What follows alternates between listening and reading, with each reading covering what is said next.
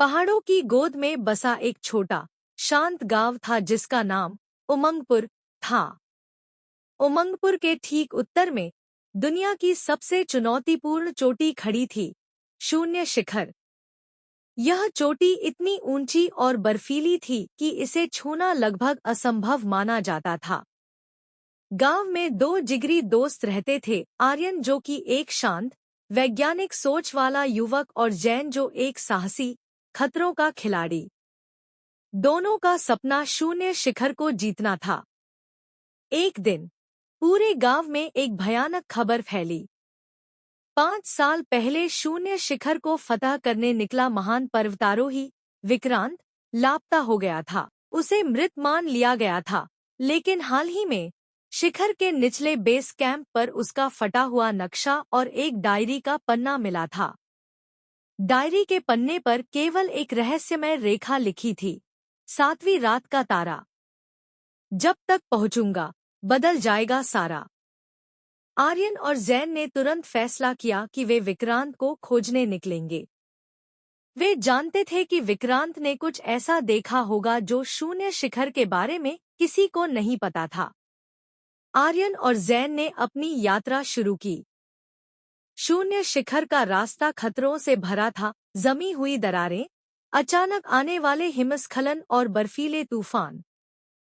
चौथे दिन की चढ़ाई पर जैन फिसल गया और एक गहरी दरार में जा गिरा। आर्यन ने बड़ी मुश्किल से उसे बचाया। दरार से बाहर निकलते ही जैन ने दावा किया कि उसने नीचे की ओर एक अजीब चमकती हुई चीज देखी थी, जो पत्थरों से घिरी हुई थी। आर्यन ने वैज्ञानिक उपकरणों से जांच की, लेकिन उसे कोई असामान्य चीज नहीं मिली। यह भ्रम है, जैन, आर्यन ने कहा। शिखर तुम्हें मानसिक रूप से थका रहा है। लेकिन जैन आश्वस्त था। नहीं, आर्यन, मुझे यकीन है। यह विक्रांत के रहस्य से जुड़ा है। जैसे जैसे वे ऊंचाई पर बढ़ते गए, जैन का व्यवहार बदलने लगा। वह चिड़चिड़ा हो गया, कम खाता और हर चमकती चीज को 7वीं रात का तारा कहने लगा। आर्यन समझ गया कि जैन को ऊंचाई के कारण ऑक्सीजन की कमी और मानसिक भ्रम का शिकार हो रहा है। वे छठे दिन शिखर के सबसे खतरनाक हिस्से, जिसे मौत का दरवाजा कहा जाता था, पर पहुंचे। अगली रात, जो उनकी यात्रा की 7वीं रात थी, आसमान एकदम साफ था। जैन लगभग बेहोशी की हालत में था। वह धीरे धीरे बुदबुदाया, तारा, तारा आ गया। आर्यन ने आसमान की ओर देखा। तारे हमेशा की तरह थे, लेकिन जैन की आंखों में एक अजीब सी चमक थी। तभी उसने देखा कि एक तारा, जो अन्य तारों से थोड़ा ज्यादा चमकीला था, उसकी दिशा जैन की तरफ थी। जैन ने हाथ बढ़ाया और अपनी उंगली सीधे एक अदृश्य बिंदु की ओर इशारा किया, जो ठीक मौत के दरवाजे के पीछे था। वहां विक्रांत ने यह देखा था। आर्यन ने उस बिंदु पर ध्यान केंद्रित किया। वह कोई तारा नहीं था, बल्कि शून्य शिखर की बर्फ में फंसी हुई कोई चीज थी, जो सूर्य की रोशनी से चार्ज होकर रात में हल्की हल्की चमक रही थी। जान बचाने की कोई उम्मीद न होने पर भी आर्यन ने जैन को रस्सी से बांधा और खुद उस चमकती हुई जगह की ओर रेंगने लगा। जान जोखिम में डालकर आर्यन जब उस बिंदु तक पहुंचा, तो उसने देखा कि वह कोई चीज नहीं, बल्कि एक प्राचीन गुफा का प्रवेश द्वार था, जिसे सालों से बर्फ ने ढक रखा था। वह गुफा के अंदर गया। अंदर की हवा गर्म और स्थिर थी, जो बाहरी बर्फीले तूफानों से पूरी तरह अलग थी। गुफा की दीवारों पर प्राचीन चित्र बने थे, जो किसी अज्ञात सभ्यता को दर्शाते थे। और फिर उसने उसे देखा, एक कोने में ठंड से सिकुड़ा हुआ मगर जीवित विक्रांत।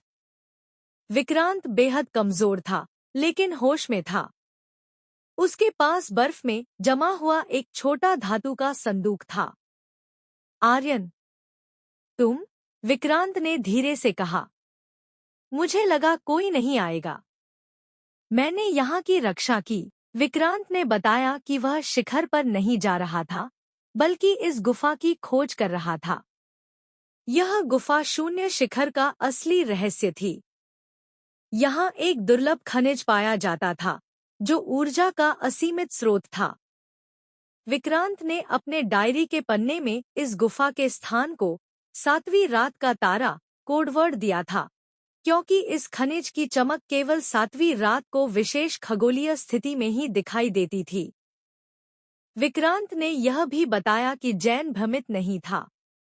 जब वह दरार में गिरा था, तब उसने खनिज की चमक देखी थी, लेकिन उस खनिज की ऊर्जा ने जैन के मन पर अस्थायी रूप से कब्जा कर लिया था, जिससे वह लालची और भ्रमित हो गया था। यह खनिज बहुत शक्तिशाली है, विक्रांत ने फुसफुसाया। इसे दुनिया के लालची हाथों में नहीं पड़ना चाहिए। मैंने वर्षों से इसे छुपा कर रखा है। आर्यन और जैन ने विक्रांत को किसी तरह गुफा से निकाला। जैन को जब खनिज की सच्चाई पता चली, तो उसे अपने लालच भरे व्यवहार पर बहुत पछतावा हुआ। तीनों ने मिलकर फैसला किया कि वे इस खनिज का रहस्य दुनिया को नहीं बताएंगे। दुनिया इतनी बड़ी शक्ति को संभाल नहीं पाएगी। उन्होंने संदूक को वहीं गुफा में दफन कर दिया और गुफा के प्रवेश द्वार को फिर से बर्फ से ढक दिया, ताकि शून्य शिखर का रहस्य हमेशा के लिए सुरक्षित रहे। जब तीनों उमंगपुर वापस लौटे, तो उनका स्वागत नायकों की तरह हुआ। उन्होंने दुनिया को बताया कि उन्हें शून्य शिखर पर विक्रांत मिल गया, लेकिन वे उसके रहस्य के बारे में चुप रहे। आर्यन और जैन ने पर्वतारोहण छोड़ दिया और अपनी जिंदगी गांव की भलाई में लगा दी। उन्होंने सीखा कि सबसे महान जीत शिखर को फतह करने में नहीं, बल्कि अपने लालच पर काबू पाने और अपनी दोस्ती को बचाने में है। शून्य शिखर अब भी वहीं खड़ा था, अब और भी रहस्यमय। और जब भी 7वीं रात आती थी, गांव के लोग हल्की सी चमक महसूस करते थे, जो उन्हें याद दिलाती थी कि कुछ रहस्य हमेशा प्रकृति की गोद में ही सुरक्षित रहने चाहिए। कहानी का नैतिक सबसे बड़ा खजाना साहस, विवेक और सच्ची दोस्ती है। कुछ रहस्यों को प्रकृति के पास ही रहने देना बुद्धिमानी है, क्योंकि शक्ति हमेशा जिम्मेदारी की मांग करती है। अगर आपको यह कहानी पसंद आई हो तो वीडियो को लाइक करें और हमारे चैनल को सब्सक्राइब करना ना भूलें। धन्यवाद।